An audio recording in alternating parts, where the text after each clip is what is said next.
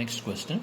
A causal system is represented by h of z is equal to z plus 2 by z square minus 3z plus 4. Find the frequency response of the system. Also find its difference equation. Okay. So first I'll find the frequency response of the system, right? So how to find the frequency response? Given h of z is equal to z plus 2 by z square minus 3z plus 4. Okay, so to find the frequency response, to find the frequency response, comma,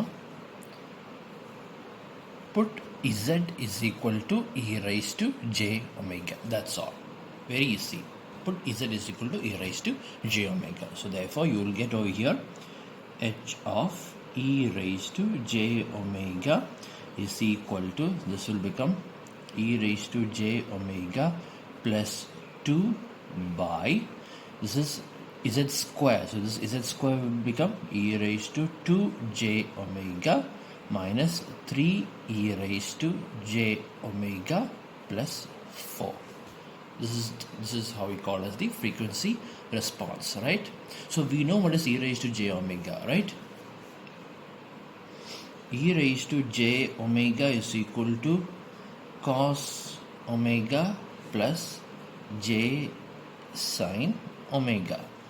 Therefore h of e raised to j omega is equal to, substitute this equation over here, you will get cos omega plus j sin omega plus 2 by, here it will become, this equation will become e raised to 2j omega. So e raised to 2j omega is cos 2 omega plus j sin 2 omega.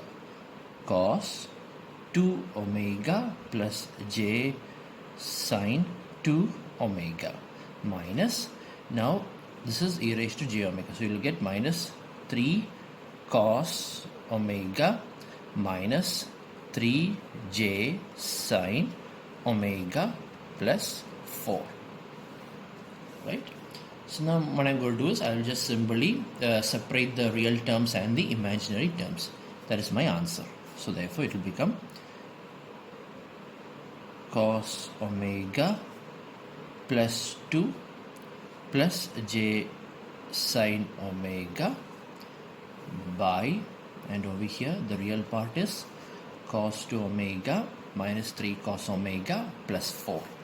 So cos 2 omega minus 3 cos omega plus 4, and the remaining is the imaginary part, right? So imaginary part is into j into sin 2 omega minus 3j sin omega, sin 2 omega minus 3j sin omega.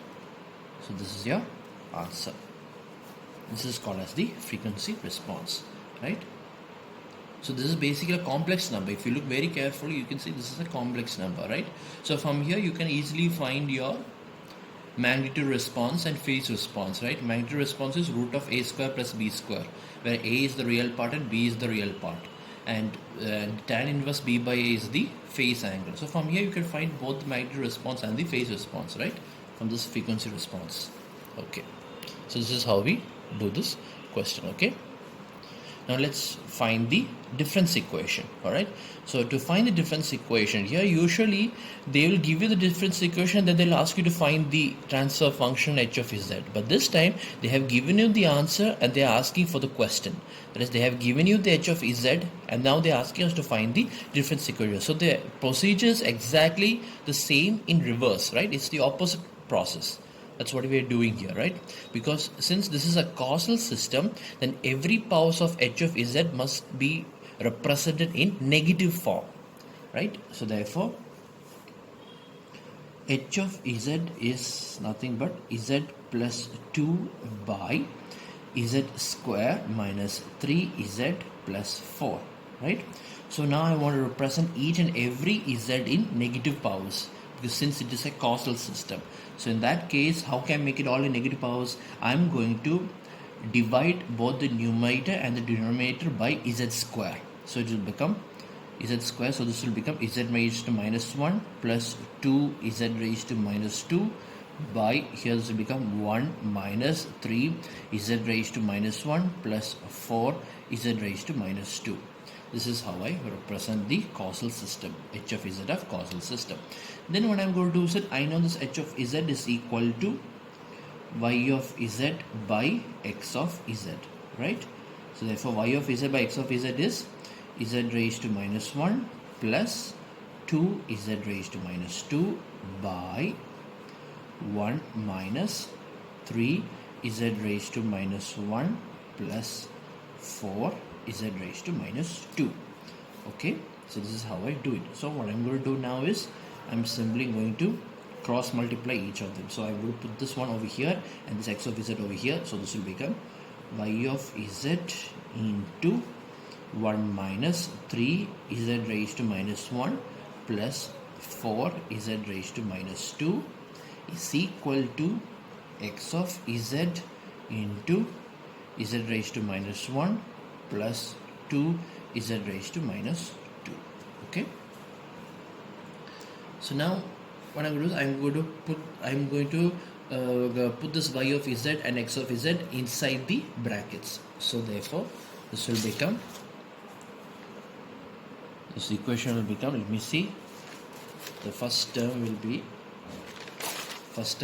y of z minus y of z minus 3y of z, 3y of z, z inverse plus 4 z raised to minus 2 y of z is equal to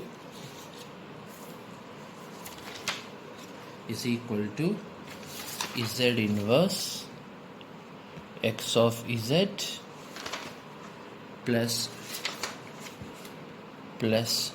2 z raised to minus 2 x of z. Okay, so now what I'm going to do is I'm going to take the inverse, right? So taking the inverse of the above equation, right? So what is the inverse of y of z? It is y of n minus, and what is the inverse of z inverse y of z? It is y of n minus 1. So 3 y of n minus 1 plus, and the inverse of z raised to minus 2 y of z is y of n minus 2. So 4 y of n minus 2 is equal to the z inverse of z raised to minus 1 x of z is x of n minus 1 plus, and the inverse of z raised to minus 2 x of z is x of n minus 2. So this will become 2 into x of n minus 2. So this is your answer. Okay, so if you look carefully, this is basically the opposite process of what you did in the previous problem, right? The previous problem, they gave you the difference equation, they ask you to find the h of z. Here they're given the h of z and they're asking you to find the difference equation. That is the difference between these two processes. Okay.